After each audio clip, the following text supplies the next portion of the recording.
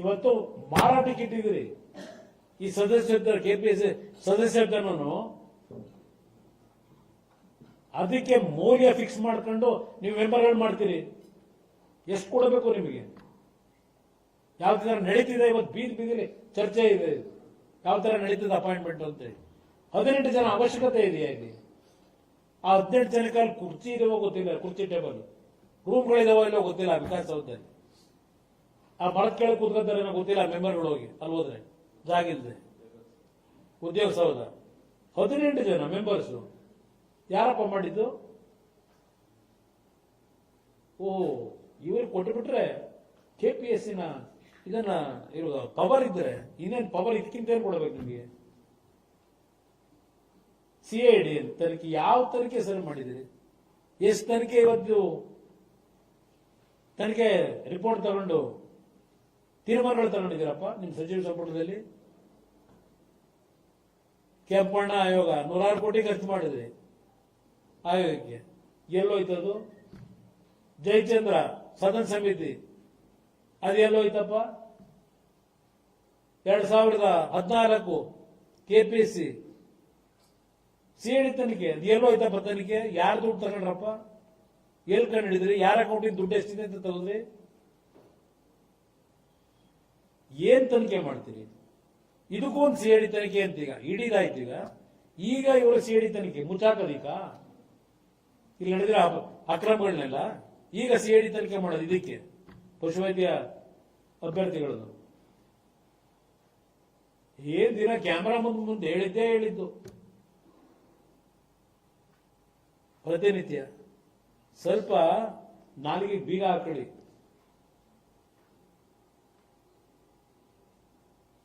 ಇದನ್ನ ಯಾಕೆ ಹೇಳ್ತಾ ಇದ್ದೀನಿ ಅಂದ್ರೆ ನಿಮ್ಮ ಇಲಾಖೆ, ನೀವು ನಡೆಸಿದ ಇಲಾಖೆ ಅಕ್ರಮದಲ್ಲಿ ಇವತ್ತು ಅಭ್ಯರ್ಥಿಗಳನ್ನ ಅಪಾಯಿಂಟ್ ಮಾಡ್ತಕ್ಕಂಥದ್ದು ಏನಿದೆ, ಸೆಕ್ರೆಟರಿ ಕಂಟಿನ್ಯೂಸ್ ಆಗಿ ಅವ್ರ ಪವರ್ನ ಓವರ್ ರೂಲ್ ಮಾಡ್ಕೊಂಡು ಕೆಪಿಎಸ್ಸಿಗೆ ಇರೋದನ್ನ ಇಷ್ಟ ಬಂದಂಗೆ ನಿಮ್ಗೆ ಲಿಸ್ಟ್ ಕಳಿಸ್ಕೊತಾರೆ. ಏನ್ ಆಕ್ಷನ್ ತಗೊಂಡಿದ್ರಿ ಅವ್ರ ಮೇಲೆ? ರಜತ್ ಮೇಲೆ ಕಳಿಸಿದ್ರಿ. ಯಾವ ಅಧಿಕಾರಿಗಳ ಮೇಲೆ ತಪ್ಪು ಮಾಡಿರೋದಕ್ಕೆ ಏನ್ ಆಕ್ಷನ್ ತಗೊಂಡಿದ್ರಿ? ಈಗ ಇದ್ಯಾವುದು ಜ್ಞಾನೇಂದ್ರ ಗಂಗವಾರು ನೋಡೋಣ, ಗೊತ್ತಾಗುತ್ತಲ್ಲ ಏನ್ ತಗೋತೀರಿ ಆಕ್ಷನ್? ಸಿಐಡಿ ತನಿಖೆ ಮಾಡಿ. ಇದು ಏನ್ ನಡೆದಿದೆ ಹೇಳಿ ಜನಗಳ ಮುಂದೆ. ನಿಮ್ ಕಾಲದಲ್ಲಿ ಏನ್ ಮಾಡಿದಿರಿ?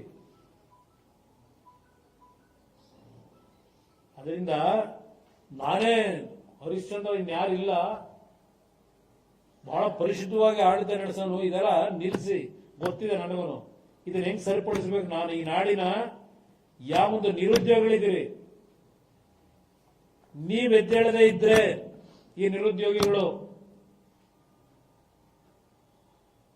ನಿಮ್ ಉದ್ಯೋಗ ದೊರಕೋದು ಅಷ್ಟು ಸುಲಭ ಇಲ್ಲ. ಇಲ್ಲಿ ಮನೆ ಮಠ ಹಾಳು ಮಾಡ್ಕೊಂಡು 1 ಕೋಟಿ 2 ಕೋಟಿ ದುಡ್ಡು ಕೊಟ್ಟು ಇಲ್ಲಿ ಅಪಾಯಿಂಟ್ಮೆಂಟ್ ತಗೊಂಡು ಯಾರ ತರ ಹೊಡಿತೀರ ಮೇಲೆ ನೀವು?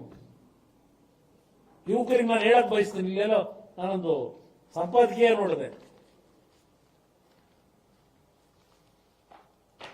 ಕೆಪಿಎಸ್ಸಿ ರಾಜಕೀಯ ಹಸ್ತಕ್ಷೇಪದ ತಡೆ ಅಗತ್ಯ. ಹೌದು, ಬರೆದಿದೆ, ದೊಡ್ಡ ಆರ್ಟಿಕಲ್ ಇದೆ, ಎಡಿಟೋರಿಯಲ್. ಯಾರು ಈ ರಾಜಕೀಯ ಹಸ್ತಕ್ಷೇಪನ ತಡಿಬೇಕು?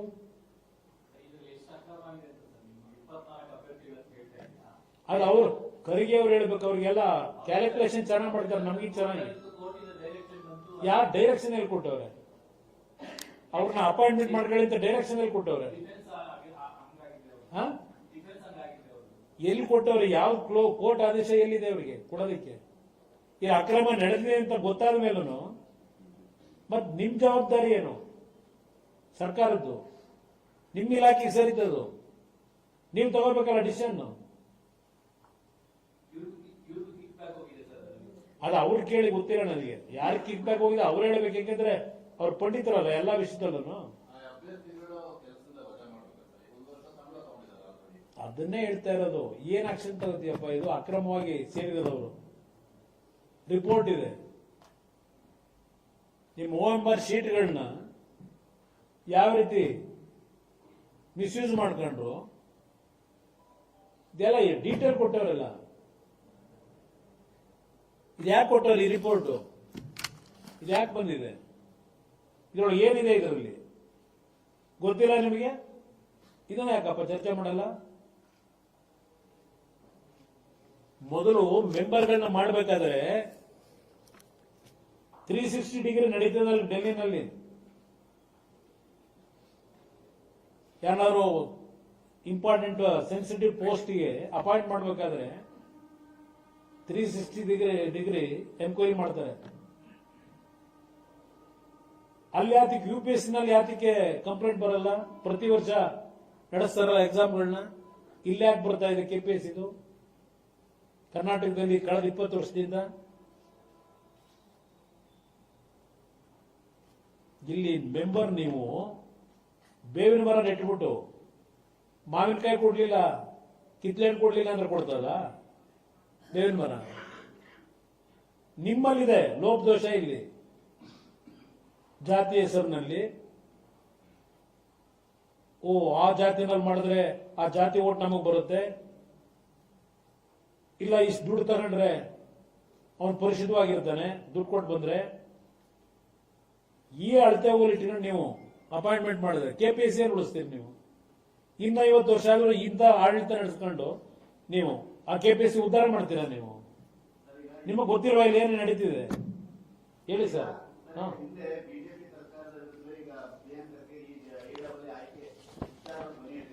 ಇದು ಬಿಜೆಪಿ ಸರ್ಕಾರದಲ್ಲಿ ಅದು ಓನ್ಲಿ ನೋಟಿಫಿಕೇಶನ್ ಮಾಡಿದ್ರು. ಆಮೇಲೆಲ್ಲ ನಡೆದಿದ್ದು ಇವರು ಸಚಿವರಾದ ಮೇಲೆ ನಡೆದಿರೋದು ಇವೆಲ್ಲ. ಬಿಜೆಪಿ ಸರ್ಕಾರದ ಓನ್ಲಿ ನೋಟಿಫಿಕೇಶನ್, ಅದು ಎಕ್ಸಾಮ್ ನೋಟಿಫಿಕೇಶನ್. ಅದರಲ್ಲಿ ಯಾವ ತರ ನಡ್ಕೋಬೇಕು, ಆ ಅಭ್ಯರ್ಥಿಗಳು ಎಕ್ಸಾಮ್ ಬರೆಯೋರು ಯಾವ ರೀತಿ ನಡಿಬೇಕು, ಪ್ರತಿಯೊಂದು ಗೈಡ್ಲೈನ್ಸ್ ಇಟ್ಟವ್ರೆ. ಆ ಗೈಡ್ಲೈನ್ಸ್ ಗಳನ್ನ ಗಾಳಿ ತೂರಿರೋ ಯಾರು? ಇದು ಇಲ್ಲಿರ್ತಕ್ಕಂಥ ಲೋಪದೋಷಗಳು.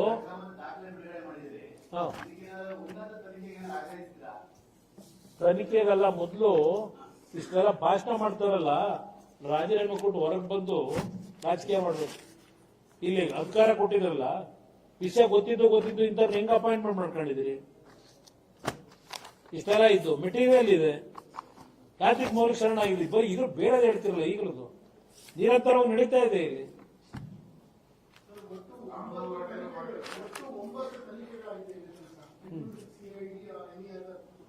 ಇದುವರೆಗೆ ಈ ರಾಜ್ಯದಲ್ಲಿ ಈ SIT ತನಿಖೆಗಳು ಮತ್ತೊಂದು ತನಿಖೆಗಳು ನಡೆಸಿ ದೇವೇಗೌಡರು ಕುಟುಂಬವನ್ನು ಮುಗಿಸ್ಲಿಕ್ಕೆ ಯಶಸ್ವಿ ಆಗಿದ್ದಾರೋ ಹೊರತು ಮುಗಿಸ್ಬೇಕು ಅಂತ ಇನ್ ಯಾವ ತನಿಖೆಗಳು ಈ ರಾಜ್ಯದಲ್ಲಿ ತಾರ್ಕಿಕ ತಂದಿದ್ದಾರ?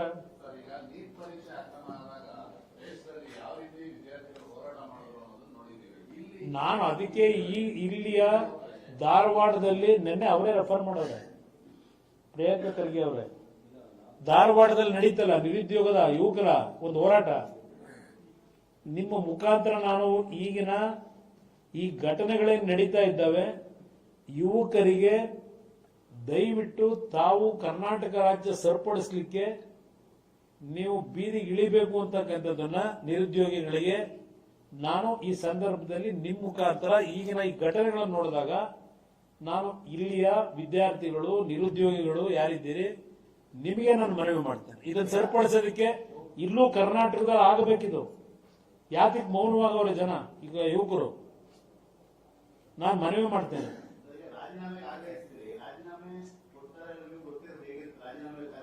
ಇದು ನಾನು ಅದಕ್ಕೆ ಹೇಳ್ತಾ ಇರೋದು, ಇಷ್ಟೆಲ್ಲ ಅಕ್ರಮ ಆದ್ರೂ ಅಪಾಯಿಂಟ್ಮೆಂಟ್ ಕೊಟ್ಟಿದ್ದೀರಿ, ಇದು ನಿಮ್ಮದೇ ಜವಾಬ್ದಾರಿ, ಸರ್ಕಾರದೇ ಜವಾಬ್ದಾರಿ.